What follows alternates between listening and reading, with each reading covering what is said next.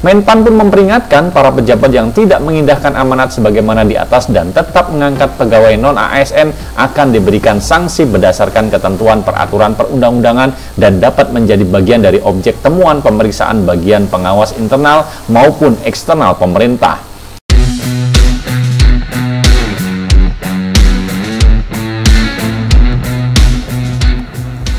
Assalamualaikum warahmatullahi wabarakatuh, sahabat MOC. Ketemu dan berjumpa lagi dengan channel yang kita kembangkan di Mas Oji Channel, teman berbagi motivasi dan inspirasi. Mudah-mudahan teman-teman dalam kondisi yang sehat, tetap bersemangat ya teman-teman semuanya.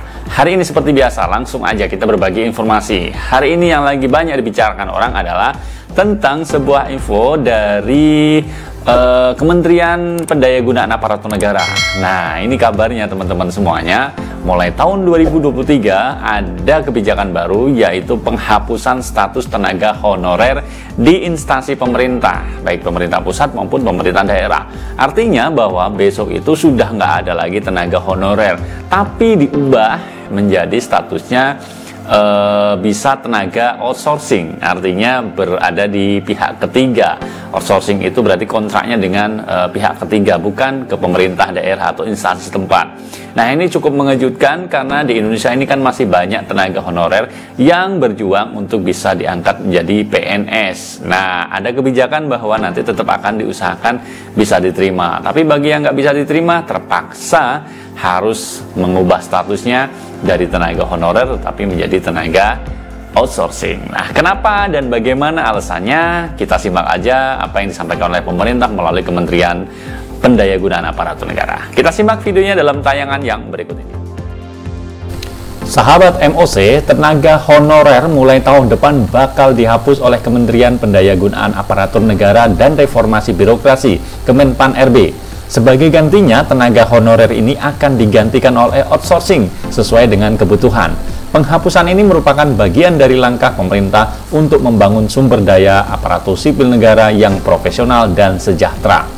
Para tenaga honorer diarahkan untuk mengikuti seleksi CPNS dan P3K 2022. Menteri Pendayagunaan Aparatur Negara Cahyokumolo mengungkapkan bila ada instansi yang membutuhkan tenaga ahli seperti pengemudi, tenaga kebersihan, dan satuan pengamanan dapat dilakukan melalui tenaga ahli daya atau outsourcing oleh pihak ketiga dan status tenaga ahli daya tersebut bukan tenaga honorer pada instansi yang bersangkutan.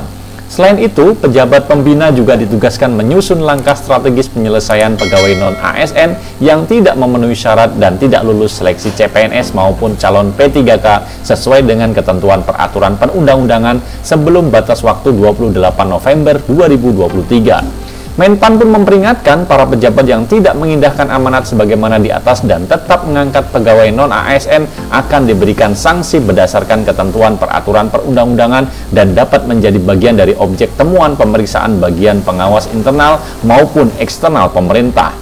Menpan juga menugasi para pejabat pembina kepegawaian untuk melakukan pemetaan pegawai non-ASN di lingkungan instansi masing-masing bagi yang memenuhi syarat dapat diikutsertakan atau diberikan kesempatan mengikuti seleksi calon PNS ataupun P3K. Pejabat pembina kepegawaian juga ditugaskan menghapus jenis kepegawaian selain PNS dan P3K di lingkungan masing-masing dan tidak melakukan perekrutan pegawai non-ASN atau honorer. Pegawai honorer resmi dihapuskan pada seluruh instansi pemerintah mulai tahun 2023. Kepastian ini tertuang dalam surat Menteri Pan RB Cahyokumolo perihal status kepegawaian di lingkungan instansi pemerintah pusat, pemerintah daerah. Nantinya, pegawai non-ASN di lingkungan instansi bagi yang memenuhi syarat dapat diikutsertakan atau diberikan kesempatan mengikuti seleksi calon PNS maupun P3K. Kesejahteraan tenaga honorer menjadi faktor utama kenapa status non-ASN dihapus tahun 2023. Menurut Menteri Pendayagunaan Aparatur Negara dan Reformasi Cahyokumolo, selama ini tenaga honorer tidak mendapatkan kesejahteraan yang layak. Oleh karena itu, pemerintah dan DPR mencari jalan agar kompensasi tenaga honorer bisa setara dengan UMR. Tenaga honorer sekarang ini kesejahteraannya jauh di bawah UMR. Sementara itu, banyak anggapan yang mengatakan bahwa pengangkatan tenaga non-ASN adalah perintah dari pemerintah pusat. Cahyo menegaskan bahwa anggapan tersebut adalah salah. Sejak tahun lalu, rekrutmen tenaga honorer diangkat secara mandiri oleh masing-masing instansi. Agar ada standarisasi rekrutmen dan upah, kini tenaga non-ASN itu diharapkan dapat ditata. Ya, itu dari teman-teman semuanya udah kita simak terkait dengan informasi kebijakan yang akan menghapuskan, ya, pemerintah mulai menghapuskan status tenaga honorer. Ini banyak menimbulkan pro dan kontra. Khawatirkan nanti akan menimbulkan banyak pengangguran baru. Kasihan kalau para tenaga honorer itu kemudian tidak bisa diterima sebagai tenaga ASN atau PNS atau lewat P3K, kan melalui tes juga, seleksi juga gitu ya.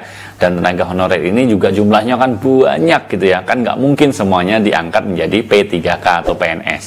Nah, kalau dijadikan tenaga outsourcing, artinya ya kebijakan-kebijakan ini tentu ada yang pro, ada yang kontra. Kita berpikir positif bahwa ini bagian dari upaya pemerintah, sebagaimana tadi disampaikan bahwa ini adalah untuk mensejahterakan para SDM, ya, tenaga-tenaga honorer yang belum standar secara penghasilan, ya, itu diberikan kesempatan untuk lebih sejahtera. Kita berpikir positif dan berharap mudah-mudahan yang terbaik atas kebijakan ini. Itu aja teman-teman semuanya yang bisa kita sharingkan. Terima kasih banyak kebersamaannya. Saya undur diri. Sampai ketemu di lain kesempatan dan Assalamualaikum warahmatullahi wabarakatuh.